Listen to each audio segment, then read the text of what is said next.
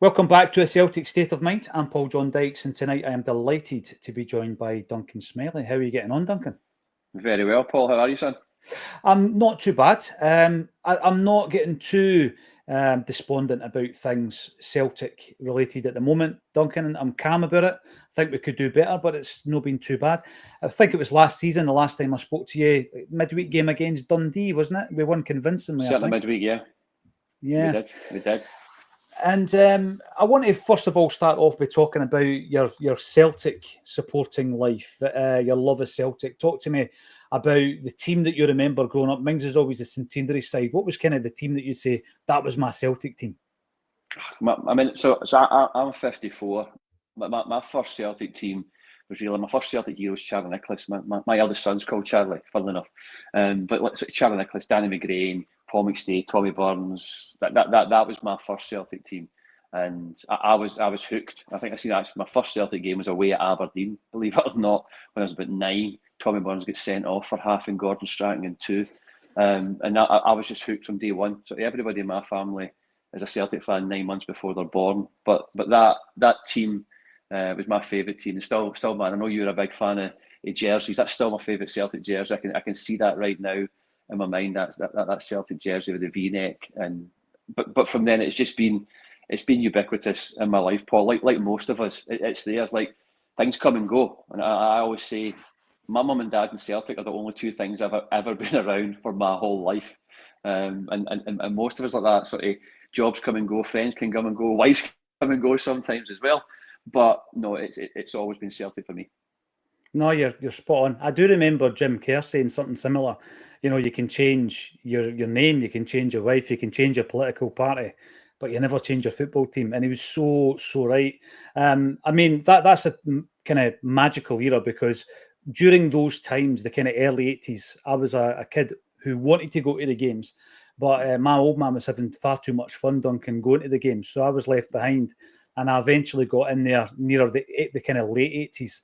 And the centenary season, I'm thinking, this is what it's like being a Celtic fan. You're winning doubles, everything is sun-kissed. But I quickly realised it wasn't the case.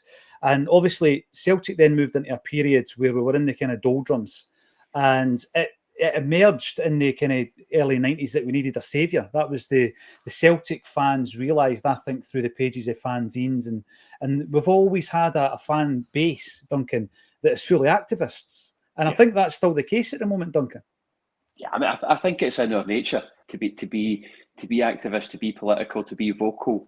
But like some other clubs are quite happy to sit back and just let us to see the club disintegrate in front of their very eyes. Fortunately for us, we did have people that stood up, and whether they be in halls, whether they be in boardrooms, whether they be in pubs talking, but people did step up at the time. I was in exile in England. I spent most of my business careers down south. I was still, my season ticket was coming up as much as I could, but I was watching on, and it was hard to follow it then, Paul. As you know, it's in a pre-internet world. It was quite hard to stay up to date with what was going on. It tended to be in leaflets and in Celtic fanzines and what little the press were showing. But for those guys, and I say guys, I generalise men and women when I say guys, but for those people that mobilised and did what they did in order to save our club, and but for the grace of God, we seen how that panned out another across the other side of the city. So yeah, it was I think arguably one of the 2 or 3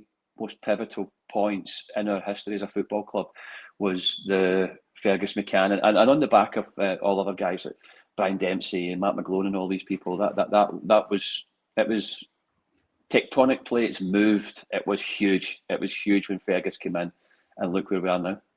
It was massive. You mentioned the fanzines, and I'll lead into your own experiences working for companies, having your own businesses, being in boardrooms. I remember being a young guy who wanted to read about the players, wanted to read about the maestro, but in the pages of these fanzines, they were talking about the board, and they were talking about how the club has to go public. And then from a young age, Duncan, you were almost a wee bit like being politicised from a young age.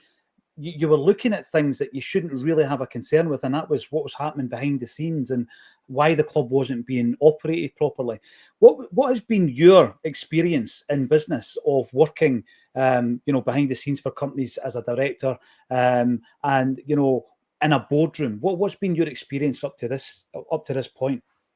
I mean, I've had sort of two careers. I had quite a corporate career where I was in a traditional boardroom rather than that of a sports environment. But politically, boardrooms can be savage. Every board's different. You've got some friends around the table that you think are friends that turn out not to be. But by and large, my experience of boardrooms were pretty good.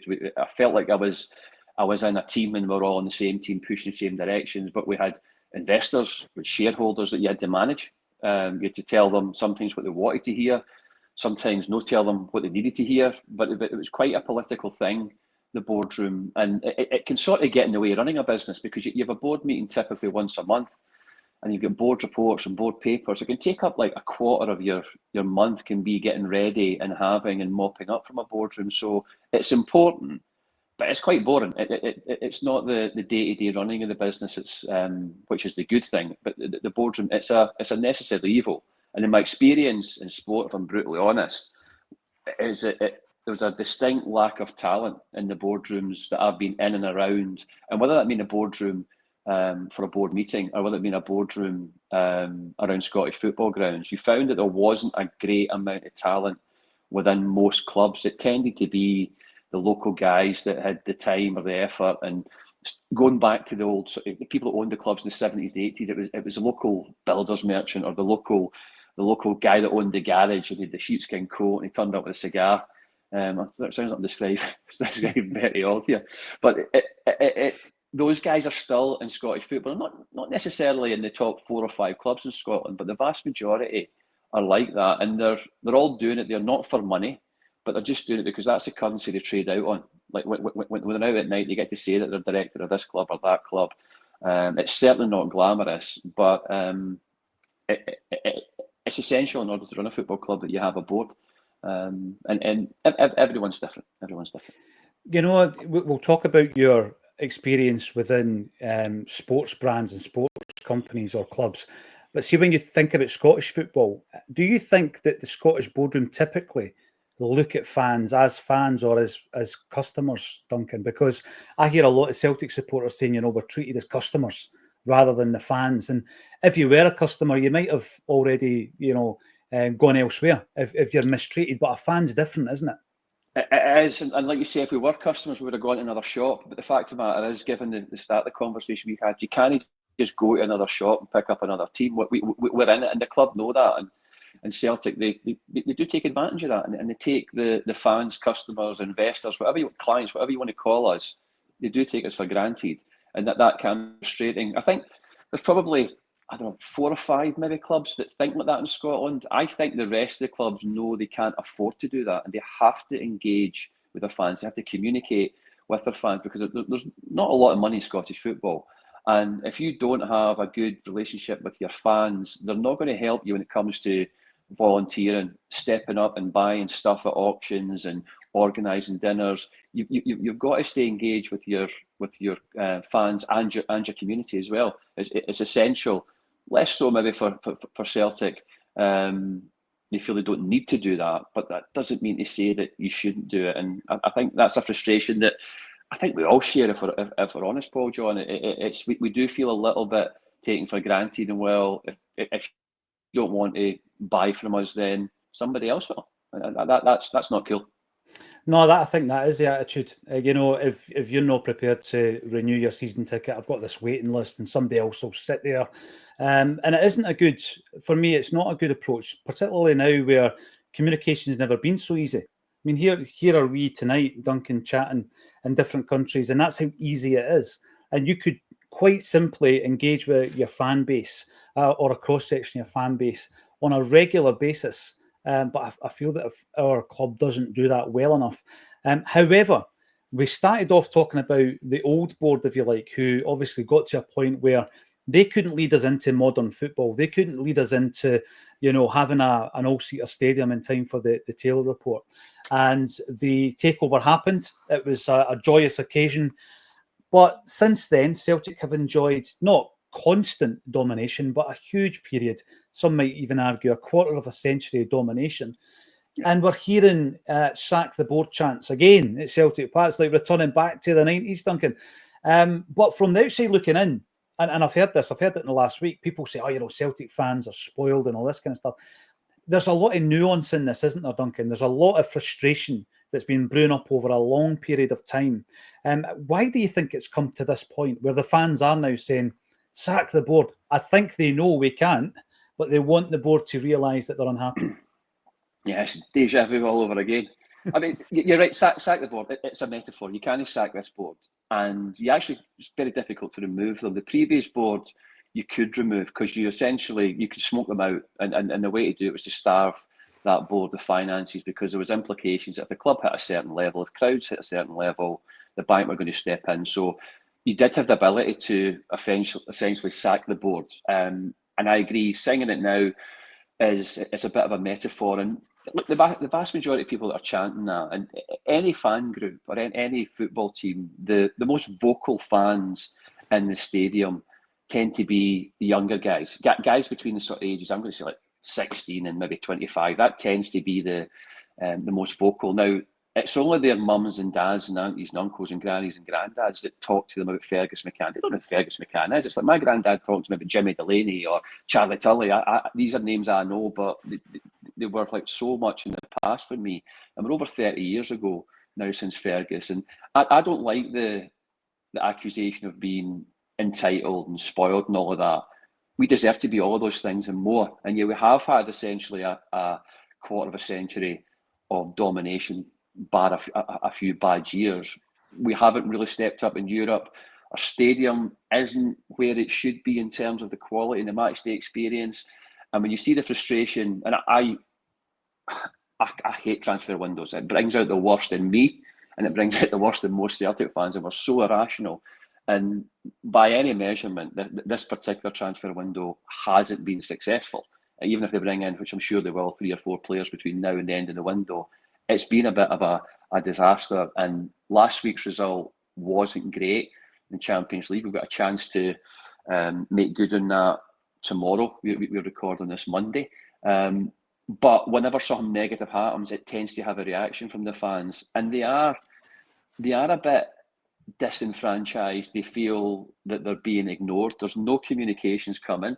And I do know how hard it is to run a football club, not on the level of Celtic, but I've been involved in boardrooms in Scottish football. But I think that the younger element within our fan group are starting to run out of patience with the current board. You can't sack them, but what you need to do, you need to find a way of having influence on that board. That needs, and it's not by boycotting or not buying merch. For me, that just doesn't work. It did work the last time for all the reasons we've just said, but no, it needs a different approach, and we need to be a wee bit smarter in terms of how we can, as a fan group, get influence with the club. That's, in my opinion, what we need to do. I agree with that, Duncan. We've been speaking about this over the last few weeks, particularly the boycott thing, because I remember it well. I remember there was a lot of fans who resisted that. They didn't want to be told you can or can't support your club this way or in a certain manner, stay outside.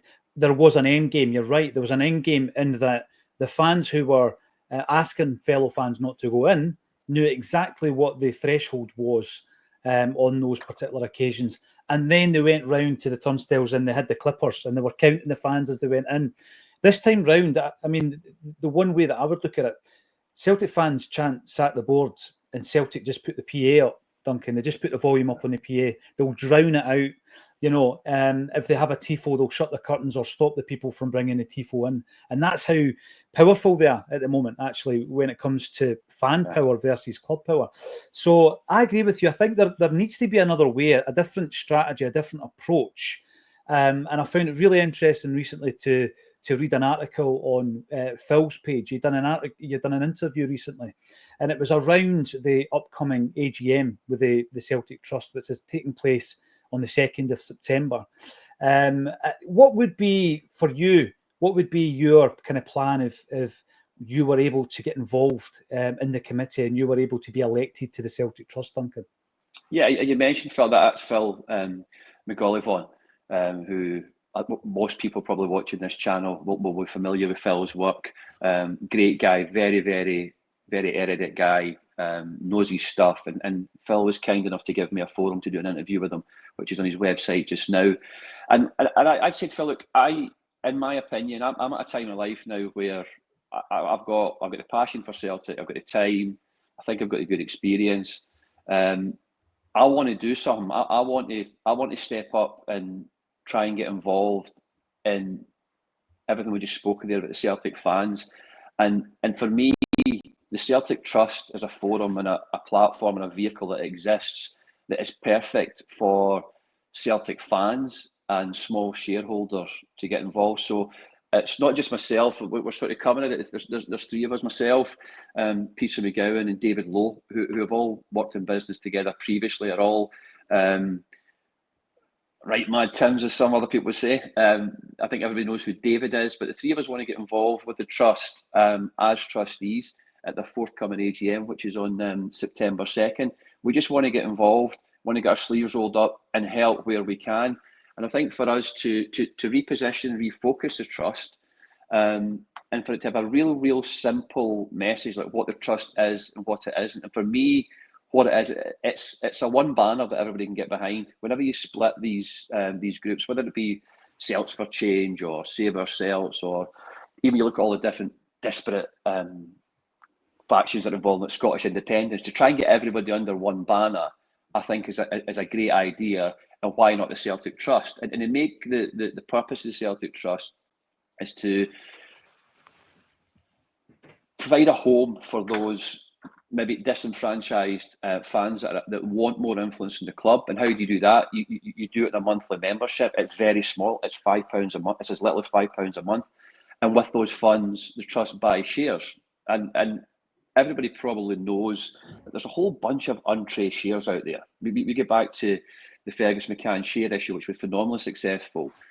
We think there's as much as 15-20% of the club's shares that are sat in drawers that nobody knows where they are, or that their granddad bought them, or their granny bought them, or their dad bought them, or they're sat in scrolls, they've not been reactivated, there'll be lost shares, there'll be some sat in some ex-wife's drawers, so to speak. And it's to trying to offer a service that reunites people with those shares.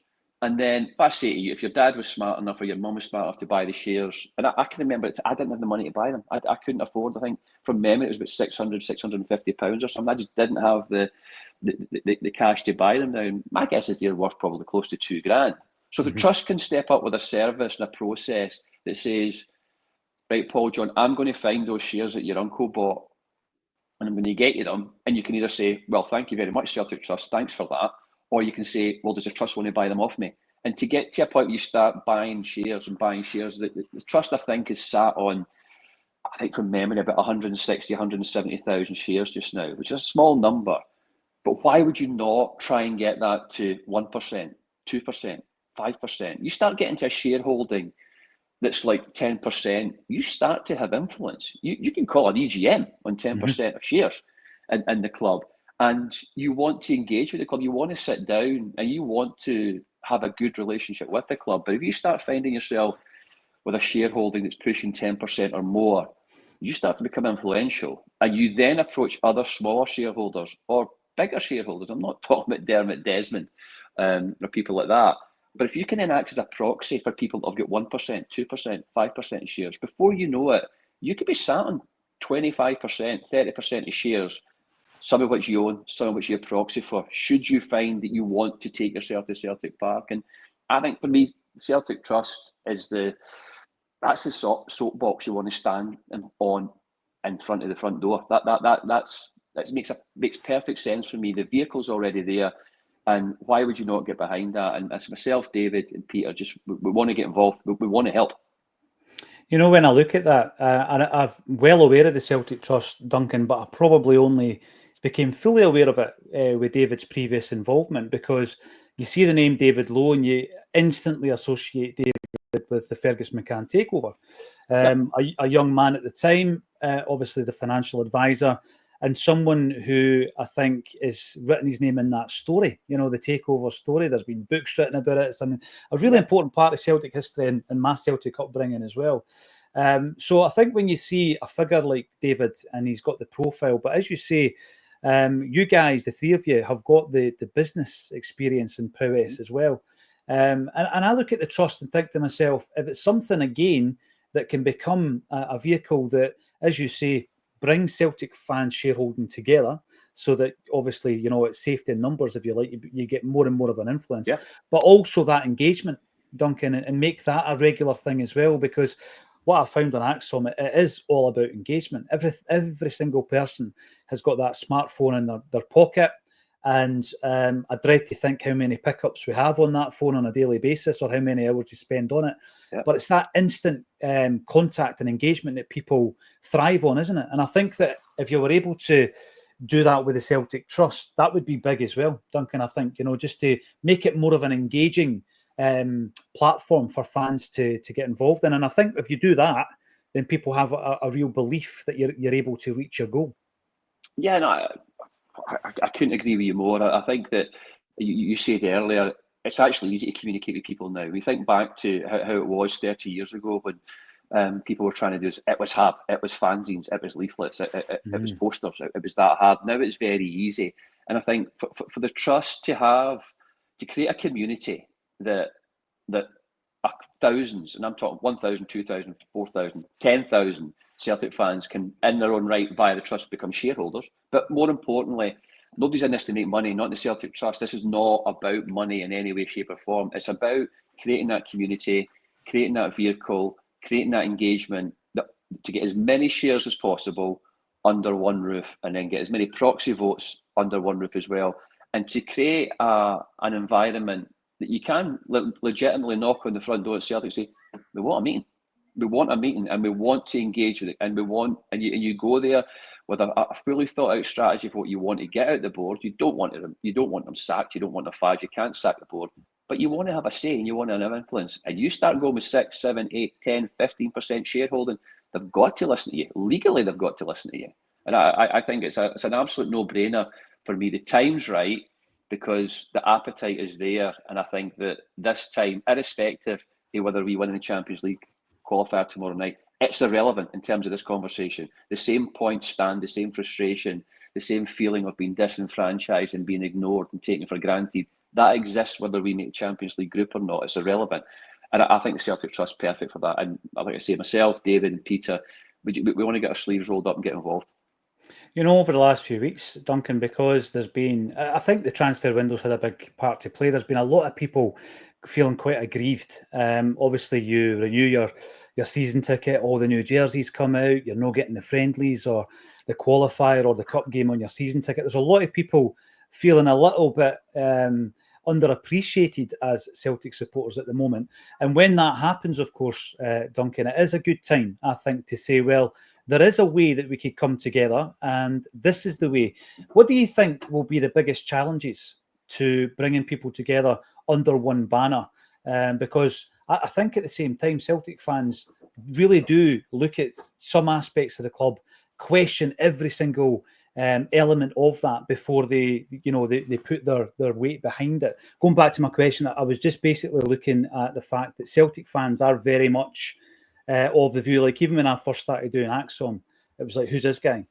You know, he's got a voice about where does he sit? How long's he been going? He's never seen inside the Celtic Park.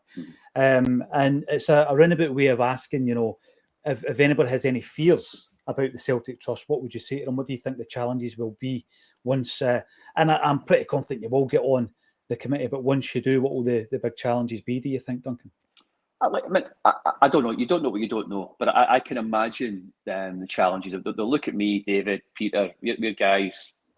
Me and David, me and Peter are in our sort of early mid 50s. David's in his 60s, and they're like, oh, it's another like 3 old guys that are talking back to what they did when Fergus was this one time at band camp sort of chat that they think they might get from us, and they might think, well, I can't be, but I've not got shares, I don't care. And I guess a lot of the momentum of the club and the voice and the tone of voice comes from that younger element. Like whether it be the Green Brigade or whether it be the boys or whether it be online, it tends to be they can tend to dictate the mood and the masses in terms of whether they like you or not. Is it good guy? I won't say the other word. It's a family show. So I guess a certain element of that, There might be some people that have never heard of the Celtic Trust or don't like some of the things that Celtic Trust have said and done in the past. I don't know that. No, I'm not that bothered about it. I just want to get in and get involved and get cracking on with it. And if we can offer something that's really, really simple in terms of how it looks, how it is to join, and how it is to engage in the service to reunite you or your family with those shares and how to buy them back. And if you can see a daily, weekly, monthly meter that says we've now got 160,000 shares, we've now got 165,000, we've now got 180,000. It's like a Blue Peter. What was the ometer they used to call that? Another reference for the kids there. Not helping myself with the Blue Peter appeal. It goes up every week. But to see that the shareholding is increasing and to see that they're starting to get a wee bit more positive about it and people are talking in a positive way. But it's that old field of dreams things. If you build it, they will come. I think if we get on there and we can make it clear and have good communications and be totally legit and open and honest, the good thing here is it's patently obvious that none of us are getting involved in this for money reasons, because there's no money to be made there, which is good. So that can't be thrown at anybody. None of us are particularly wanting a profile. We're not trying to oust the Celtic board. This is about creating an umbrella group to put everybody under that can have a bit of sphere and influence that it can really make a difference. Yeah, I get that. I really do, because you sometimes feel, Duncan, as though you're screaming into a void when you're a Celtic fan. And a Celtic State of Mind, for example, we've been up and running for 8 years now. We've been building up the subscription base, a lot of people watching on a daily basis. But often, again, even at that point, you think to yourself, what is the influence of all the people that tune in? What's the influence of a platform that builds it up to this point? And, you know, if the club are turning up the PA and closing the curtains, the influence is pretty much non-existent. And I think it's about saying to fans, well, you should have a voice. I know there's such a thing as a fans forum, but that's about it. You know, there's no other way of engaging with you say there's a fans forum, Paul. Where's a fans forum? I know. Where is that? I mean, like, I've not been asked to that. Who's aware of it? Exactly. You know? That's a smokescreen. There is no interaction with the club, with the fans. It's transactional, the relationship that the fans and the club have right now, whether that be through merchandise or whether it be through season tickets or whatever. It's a transactional relationship. There's no, the CEO of Celtic is a ghost. Like, I genuinely can't remember the last time I heard him speak or do, and the only person that communicates at this football club is their manager, and that is ludicrous. That is absolutely ludicrous. And this isn't a current Celtic board problem. This has been a Celtic problem for as long as I've been a Celtic fan. I remember them bringing in Terry Cassidy, whatever his name was, and he was going to change everything. And then we had Jim Traynor. I mean, go figure. Or what was the commentator guy as well? Jock Brown. Jock Brown. You get these guys, and it's failed. The level of engagement in our club has been dreadful in our communications, and there's a lot of things that are difficult to do in running a football club. Communications isn't one of them. That's actually an easy thing to do, but we refuse to do it because we feel we don't need to. That's right. I think the other day there I heard Chris Sutton saying there's a complacency. And I get that, because if you're turning up and it's 54,000 season ticket holders every season, I can see why that would happen. And there's also that thing, Duncan, of saying, well, we've done all right in the last 25 years. What are you complaining about? But I look at Celtic as a fan, and I think to myself that we have unfulfilled potential within this football club, both on the park, the stadium, the academy, the media section of Celtic could be so much better. What big things do you think the club could improve on, as well as, you know, the communication element? Are you in agreement that we should have a stadium that 31 years later, or 30 years after, you know, Fergus rebuilt it, really needs to step it up again to be a European Champions League level stadium? Yeah, I mean, that's a no-brainer. I mean, the stadium isn't fit for purpose now. It was a great stadium 30 years ago. I go in through the main stand. That main stand is falling to pieces. It's just not there. It needs to be brought up to a standard, whether it be adding another 10, 12,000 seats to it. But the facilities at Celtic Park, they don't do us justice. I've got a lot of friends that are fans of English clubs, and I've been to pretty much most Premier League stadiums in England and sports stadiums, whether it be rugby. And I've brought them to Celtic Park, and I get embarrassed that there's a ticket office. It's 2 porta cabins that sat outside, and it's just it's naughty. The branding on the stadium, again, stuff that's easy. A couple of bits of tarpaulin on the side of the stadium that I don't know if it's been fixed yet, but it wasn't there for the opening day of the season. But the stadium's way behind. The facilities that it has, and more importantly, facilities it doesn't have, it needs brought up to speed badly. I think, and for me, whether it's me, whether it's you, whether it's David Lowe, there is a massive change coming at Celtic. I'm a firm believer that in the next 2 or 3 years, I genuinely think Celtic will change ownership. I do. My gut feel, I'm a big fan of my gut feel, and my whole life I've found that if you go against your gut feel, you go against it at your peril. It's 99 times out of 100 your gut feels right.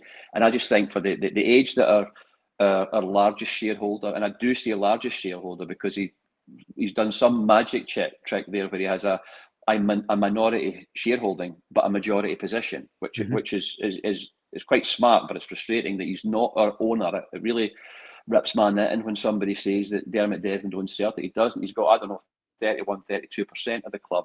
I think it's going to change. My gut feel, there are enough people out there in the world that want to own a sports franchise. And I use that word carefully, franchise, because whether it be Americans, whether it be from the Middle East or Asia, there's more billionaires out there than are sport franchises. And I think that a club like Celtic looks good. We're in Europe pretty much every year. We're almost guaranteed European football, whether that be Champions League or Europa League, we're guaranteed. You look at that stadium, you look at the profile that we have, the worldwide brand. Why would somebody not want to buy Celtic? Now, again, I think that change is coming. With the big change with Fergus 30 years ago, probably the biggest change before that was 25 years before that when Jock Stein came in. Obviously, that's the 2 biggest events in Celtic's history, other than them forming, obviously. The seismic changes were when they brought Jock Stein in and he said to the committee, "You're not picking a team anymore, I pick a team." That worked out okay. That didn't go too badly. And then again, you fast forward 30 years after Jock Stein and you've got wee Fergus, that seismic. He should have a statue outside that stadium. I think we're heading towards that time where somebody is going to buy Celtic. I would, if I had to call it, and I don't know this, I bet you we've had offers and we've had approaches that have just been dismissed. I'll be fairly confident that we have. And again, you've got to be careful what you wish for, because you know what happens when you get bad owners. We'll see what that looks like. And it might be hilarious when you're looking from the outside into another club, but no when it's our club. So I think through the Celtic Trust, come the revolution, you want to be in a position of strength and a position of influence. And when somebody's approaching a club, they're like, who are these guys? The Celtic Trust that have got 12% and they're saying they've got proxies for another 8 or 9% of votes. Who are these guys? Well, let's meet with them. Now, whoever that is, they meet at the Celtic Trust. And if it's not the Celtic Trust, there needs to be another vehicle. But why reinvent the wheel? The Celtic Trust's already there. It's in place. And that's the vehicle to get behind, in my opinion. You're right. It's already there. It's got a bit of a head start when you think about 160,000 plus shares. And, you know, it can be quite frightening actually to think about new ownership coming in and, you know, how passionate they about this football club that means so much to us, Duncan. I've mentioned the AGM on the 2nd of September. It's in Gracie's in Glasgow. What would you say to anybody who watches this and is interested in it? Might not be subscribing to the trust, might not even be a shareholder. Is that a case of, you know, come along and see what the chat is on the 2nd of September, visit the website, and obviously with regards to what happens on the 2nd, you, David and Peter, if you go into that and you end up on the committee, then obviously I'm pretty sure you can come back onto Acsom and speak to everybody that tunes in on a daily basis as well. Yeah, no, I'm all about that. I'm all about that, Paul John. Again, and look, it's not my AGM. I'm going as a guest, and we've nominated ourselves to be put on as trustees. I genuinely don't know how many people will be at that. There's not a huge amount of members in the Celtic Trust right now. I don't know how many will turn up at Grace. I don't know if it'll be 10. I don't know if it'll be 200. I genuinely have no idea. But I'll certainly be there. I'm not going to put myself forward for something remotely I'm not a working from home sort of guy. I want to get involved, and Peter will be there and David will be there as well. So, yeah, I mean, I would say, irrespective of me, get involved with the Celtic Trust. It's a minimum. It's a £5 a month. It's a good thing to get involved in. But I think, well, why would I spend a £5 a month if it's just like going into a black hole? It's not, and all the money's going to go. Nobody's taking money out of that. It's all going to go to buying up the shares that are out there that we want to, that we as a trust want to get our hands on. And yeah, I mean, it starts for me. Our journey starts on the 2nd of September, where hopefully we will be welcome with open arms. We're going in. We're trying to catch people in, not catch people out. We want to go there genuinely and plug into the people and the trust that are already there. We just want to help. We want to get involved, and we're super keen to do that. And it just feels like an important time for our club and for fan engagement. And this for me is whether I'm involved or not, I think the Celtic Trust is the right vehicle for fans to get behind. But the message has got to be clear. The comms have got to be clear. They've got to be consistent. I want to see like Celtic Trust QR codes everywhere that you can get scanned and make it really easy to sign up for it. And you can see where the money's going, and you can see those shares cranking up from 160,000. And we're genuinely looking to have thousands of members very, very quickly in the club, and say for every 1,000 paying a £5 a month, that's £5,000 of Celtic shares that we can be buying. You know, when you're looking at that 160,000, and we've spoken before about getting to a point where you have an influence, Duncan, what are we talking about? 1 million shares, do you think? Would that give you a bit of... I mean, I actually don't know how many Celtic shares are out there. I think it's close to 100 million or something. I think it's about 100 million shares. If I've got that wrong and made a fool of myself, you better edit this out. But I think it's about 100 million. So I think any business, when you start getting close to 10%, I think the club, so I read somewhere, I think the club think it's closer to 10% of untraced shares that are out there. We think it's between 15 and 20. But when you start getting to 5, 6, 7% of shares, and you get to 10% of shares, they've got to listen. Legally, they've got to listen. The rule, we sit in the AIM Stock Exchange. There are rules that apply to that. But yeah, you start getting the momentum, and I think it's then important that you've got a good relationship with the club. Until you've not, but you're not here to throw stones at the club, and just that's not helpful. That doesn't get you through the door to sit there and have influence. They're just going to pull down the curtain on you when you start singing sack the board. So yeah, I think when you start getting close to, I think 5% for me is a big number. They've got to take notice, and they really find it difficult to shut you out at that level. And then all you need to do, you need to go, there's 6, 7, 8 shareholders there that have 2, 3, 4% here and there. You start to get those guys on board, and they put their shares in the trust, and you're their proxy. You don't own their shares, you don't buy their shares, and you start to get 15, 20%. You start to become a very, very serious voice in that club. Yeah, it sounds great, Duncan. I really appreciate your time this evening, and I wish you all the very best on the 2nd of September as well. Hopefully, the 3 of you are elected onto the committee. And then, like you said before, it's all about just keeping everybody updated from there, Duncan. So hopefully this is not your last appearance, but it is your debut. So thanks for joining us on A Celtic State of Mind. Thank you, sir. It was a pleasure. Thank you for having me.